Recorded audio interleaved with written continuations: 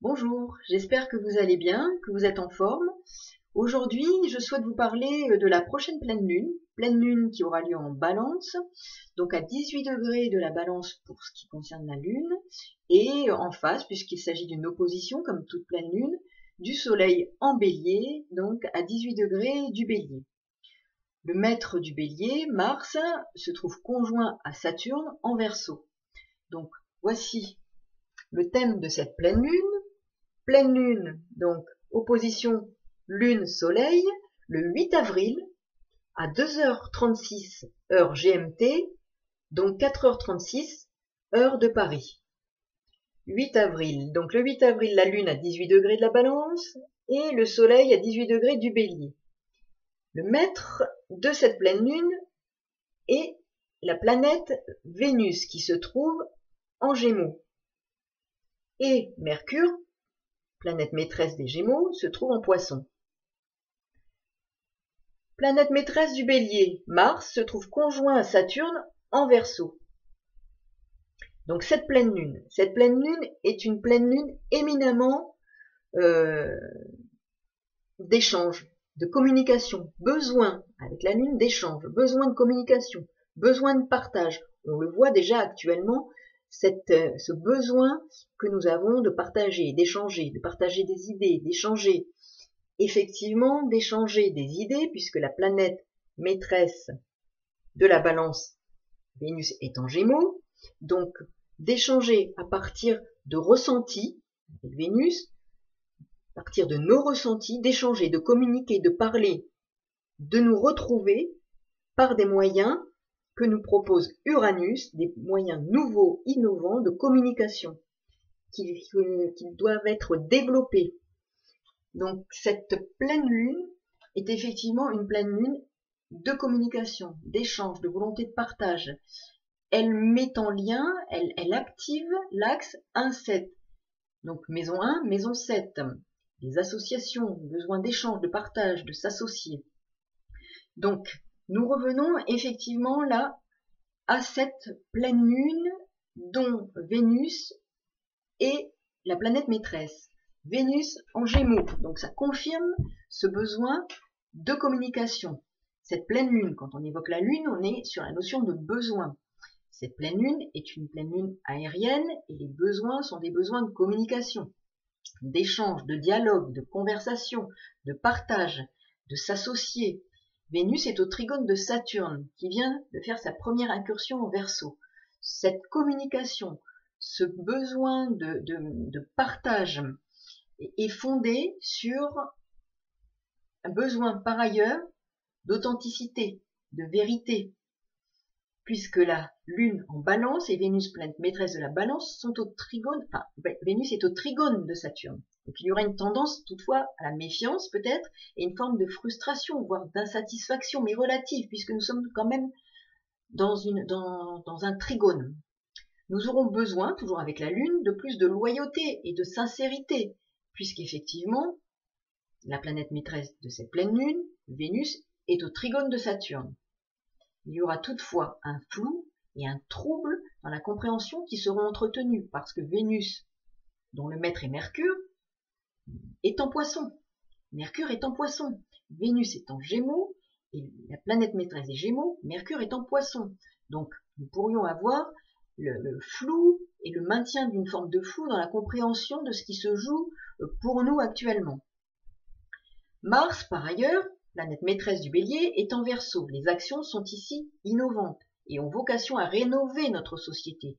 Mars est conjoint à Saturne. Saturne est une planète sociale. Donc, action solidaire qui émerge tous les jours. Parce qu'effectivement, Mars est en Verseau. C'est un signe d'ouverture aux autres, d'innovation, de renouveau. Donc, effectivement, là, nous sommes dans des actions qui ont vocation à rénover et à vouloir rénover notre société, nos modes de fonctionnement. Au carré d'Uranus, ces changements qui bousculent nos habitudes, nos façons de vivre, ancrées dans le quotidien. Nos modes de vie quotidiens sont en pleine mutation. Uranus en Taureau. Je rappelle qu'en même temps, la planète maîtresse du Taureau, c'est aussi Vénus. Donc vous voyez, tout converge. Ce qui confirme par ailleurs les grands changements de société via la conjonction Jupiter-Pluton. Jupiter est aussi une planète sociale. Donc une crise qui va transformer nos vies. Jupiter conjoint à Pluton. Le confort et les habitudes sont remis à plat pour repartir à terme sur de nouvelles bases, de nouvelles structures. Parce que nous avons Jupiter, Pluton en Capricorne. Les structures fondamentales vont être complètement balayées pour être remises effectivement à plat, pour repartir sur d'autres bases, d'autres fondations. Cette étape, et notamment cette pleine lune, ouvre une voie qui nous permet de comprendre ce qui se joue à nouveau pour nous. Il s'agit de faire table rase de nos modes de vie devenus habituels, inscrits dans la routine, qu'il est difficile de changer. Uranus en Taureau. Je rappelle qu'Uranus est l'éveilleur. Il déploie toute sa puissance pour éveiller nos consciences, par le biais de situations inédites. Le mot inédit, je le dis à dessein parce qu'il est employé très régulièrement. On l'entend tous les jours. Une situation inédite. Oui, eh bien, effectivement, inédit, et avec Uranus, il s'agit bien de l'inédit. L'on sait ce que propose Uranus, la nouveauté, l'inédit. La notion de solidarité entre les personnes et de bienveillance se développe également dans un quotidien. La lune en balance, le quotidien, effectivement, de la lune en balance, axe bélier-balance, en analogie avec l'axe 1 et 7, maison 1 et 7, qui met en avant le besoin, avec la lune, de s'associer en balance, de se rapprocher des autres, alors que nous sommes dans une période de confinement, d'isolement, de séparation. Et Vénus, planète maîtresse de la balance, en Gémeaux, confirme ce besoin d'échange, de communication, de parler, qui sera fort pendant cette phase de lunaison. Par ailleurs, les moyens de communication sont ceux que nous proposent les nouvelles technologies. Uranus, Saturne et Mars en Verseau. Vous voyez, on retrouve la fonction uranienne avec ce qu'elle propose en termes de technologies nouvelles, et aussi Saturne et Mars en Verseau qui viennent confirmer des actions innovantes et une forme de laboratoire d'idées nouvelles. Les besoins de paix et d'harmonie avec cette pleine lune en balance seront aussi importants. Vénus, planète maîtresse de cette pleine lune, est en Gémeaux, comme je le disais, et Saturne, Mars conjoints sont, eux, au trigone de Vénus, qui est entré en Gémeaux. Il nous est demandé de mettre de côté nos désirs d'affirmation personnelle, Soleil en Bélier, pour être davantage dans le partage, la reconnaissance de la place de l'autre. On voit pendant ces périodes de confinement combien le rapport à soi-même et à l'autre est mis en lumière. C'est bien l'axe 1-7. Comment être avec soi-même et en même temps se respecter soi-même et être en lien avec l'autre et être dans la relation à l'autre, dans l'échange, l'association, la communication, tant au plan, je dirais, collectif avec le Verseau que la balance, ça peut être aussi des associations, mais aussi le couple. Et la lune en balance, il est question aussi de la famille. Donc, toutes ces questions-là, famille, couple, échange, communication, association, la capacité de s'affirmer et en même temps d'être soi-même, mais tout en étant respectueux de l'autre, est à la pointe de ce que nous avons à comprendre pendant cette phase de lunaison. Le retrait que nous vivons va nous faire mesurer combien la relation à l'autre est complexe et à la fois nécessaire. Il s'agit d'un besoin, d'une nécessité, lune en balance. Dès le 6 avril, la lune sera au carré d'une lunaire sud, ce qui confirmera l'aspect karmique et la dimension karmique des événements en cours. Par ailleurs, Saturne est en Verseau. Outre le laboratoire d'idées innovantes, c'est aussi la libération potentielle des karmas. Et en harmonie avec le signe des Gémeaux, dont Mercure, la planète maîtresse, se trouve en Poisson. Et là, nous sommes dans l'axe Poisson-Vierge. Je rappelle que Mercure est aussi la planète maîtresse de la Vierge. Donc Poisson-Vierge, axe du soin. Mercure en Poisson. Une idée de soin, du soin à partir de la matière, à partir du corps, à partir du soin, effectivement accordé au corps. Et là, on voit effectivement la possibilité du soin aussi de l'âme et de l'esprit, puisque nous sommes dans une démarche qui se veut davantage spirituelle, parce qu'elle est en Poisson, et d'aller voir derrière les choses cachées, derrière ce qui se cache, la possibilité de donner du sens. On voit également donner du sens, de décrypter, de décoder, et d'apporter du sens et d'élever ce que nous vivons à une dimension spirituelle. Mercure, sextile Jupiter, sextile Pluton. Chiron en Bélier, Chiron le guérisseur, sera en harmonie à Vénus, elle-même en harmonie avec Saturne en Verseau. Cela pourrait nous porter la possibilité d'accéder à une forme de soin efficace. Le soin avec Mercure en Poisson nous rappelle que Mercure a sa fonction, une fonction de transmetteur, de communicant, de messager des dieux dans la mythologie. Il nous apporte un message spirituel ici. Il nous demande de nous connecter avec les puissances cosmiques afin de donner du sens. Jupiter sextile à Mercure. Donner du sens à ce que nous vivons pour nous libérer du joug des comportements, des attitudes, des actions erronées. Saturne conjoint à Mars en Verseau. Le karma, c'est effectivement une loi de cause à effet, liée à nos actions erronées. Donc nous sommes bien ici.